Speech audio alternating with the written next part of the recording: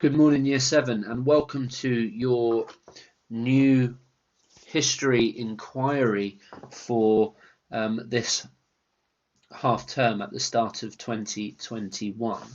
My name is Mr. Morgan, for those of you who have history with a different teacher. In these lessons, you will see the picture of me in the video, because I will be taking you through how to do these lessons. However, if you have questions or you want to send your work, you will still be sending that to your the classroom teacher that you have for history for your tutor group. You know who that is, but you'll always see my face on the videos over these next few weeks, because as you know, you're not coming into school, but from today school is back starting again, and you're going to be completing at least these first 3 history lessons for this half term at home. And in the history department, we're really excited to be starting our new topic, which for this half term is going to be the Vikings. So far in Year 7, we have looked at we looked at ancient Britain first of all, and we thought about how Britain started to emerge both geographically and historically thousands of years ago. And then last half term we looked at the Roman invasion of Britain. And this half term we're going to start looking at the Vikings. Remember, this is all part of our big Year 7 question of how did Britain emerge as a nation?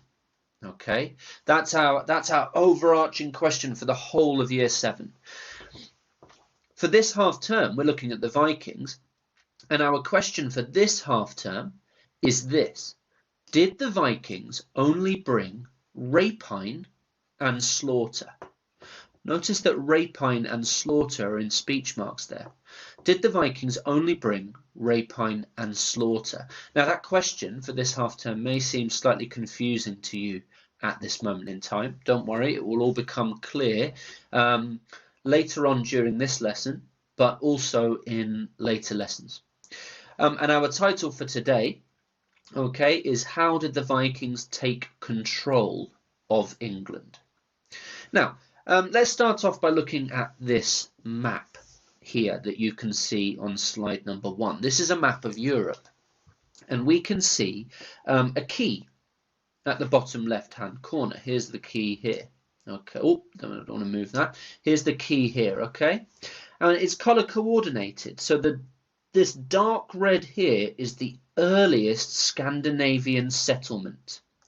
All right, from the 8th century. Now, Scandinavia is today made up of the countries of Norway, that's here, okay, Sweden, that's here, okay, Denmark, which you can see here, Finland, and also Iceland. This region at the north of Europe is known as Scandinavia, okay, and in particular, we're going to be looking at the movement of Vikings from what was Denmark and Norway, okay, across the sea here to England. And on this map we can see Scandinavian settlements. So in the 8th century, that's anything beginning with a 7, we can see that the Vikings lived in their homelands of Scandinavia, Sweden, Denmark and Norway. But by the 9th century they had expanded northwards, but they were also starting to colonize some of the mainland in Europe here, in what is now Germany and Estonia and Lithuania and even Russia. And can you see this red here in England and Scotland and Ireland and Iceland? By the 9th century, the Vikings were expanding their territory beyond their homeland of Scandinavia. If we then fast forward to the 10th century, we can see they've gone even further. They've gone to France. They've colonized the whole of Iceland. They've even settled in the southern tip of Greenland in the Arctic, and they're extending into Russia and down towards the Middle East. And then if we fast forward again to the 11th century, that's anything beginning with a 10, we can see that They have extended their control of England. They've even come down to the south of Europe, okay, in what is now Italy. And most amazing of all, we can see that by the 11th century, the Vikings had even reached North America. People often think that the first people to reach North America were the Spanish in the 15th century with Christopher Columbus. That's not actually correct. The Vikings landed on what is now Canada in the 11th century. And we can also see through the green part of the key how the Vikings raided many other parts of well, Europe, but also North Africa and down into Asia as well. So clearly from this map here, 7, we can see that the Viking peoples between the 8th and the 11th centuries really expanded beyond their homeland in Scandinavia into Europe, Africa, Asia, and even North America. Okay, now for us, we're going to be focusing on Viking settlement in Britain, but I think it's important for us to know as well how much other territory the Vikings were winning at this time. Okay, slide number 2. Now, in a moment, I'd like you to think about this picture, and there's 3 things we would like you to think about. Can you think of 3 things you can see? Maybe you can see more than 3 things in this picture. Can you make a list of them, please? Of all the things you can see. In fact, yeah, let's make a list of as many things as you can see in this image. Then, what do you think is happening in this image? What's going on here? And finally, how does this image make you feel? Okay, you can pause the video here in order to complete these 3 things, and then you can share your ideas in the chat bar on your Microsoft Teams page with your teacher. Okay, that was slide 2. Moving on to slide 3. Now, in the slide before, you were looking at a image of the Viking attack, the Viking raid on Lindisfarne. Lindisfarne was a monastery in the north of England. A monastery is a bit like a church, but it's where monks live. Okay, Christian monks. Monks were very strict Christians who wanted to spend their life quietly and peacefully praying to God, and they lived in buildings called monasteries. And this attack on the monastery at Lindisfarne in 793 AD is very famous because it's the first recorded attack of the Vikings on a settlement in England. Okay, here we can see the sort of carving of the Viking attack on Lindisfarne. But what we would like you to do now is to watch these 2 videos. Okay, your teacher can add them to your Microsoft Teams page. Just to give you a little bit of background on the Viking raid on Lindisfarne, we suggest you watch these 2 short videos.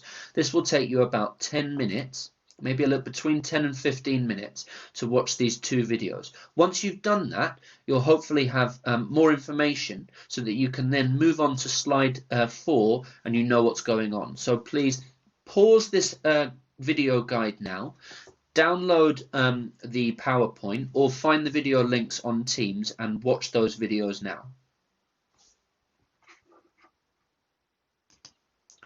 Okay, having watched those videos, hopefully you've now got a wider understanding of the Viking attack on Lindisfarne. This attack is a very famous moment in English history because, as I said earlier, it was the first time that the Vikings, the first recorded instance of a Viking attack on England. And there was a monk at the time who wrote all of this down. He recorded it by hand. And this is one of the things that he wrote.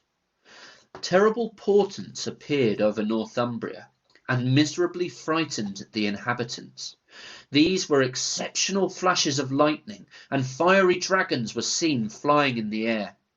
A great famine followed these signs, and a little after that, in the same year, on the 8th of June, the harrying of the heathen miserably destroyed God's church in Lindisfarne by rapine and slaughter.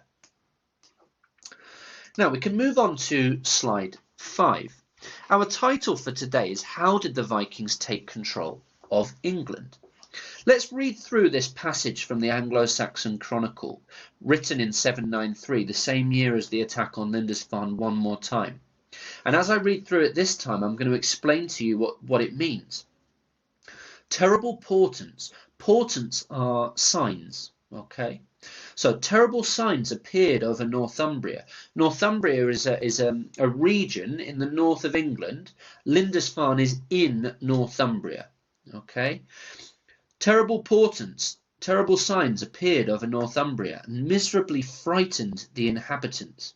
The inhabitants were the people living in Lindisfarne, so the monks.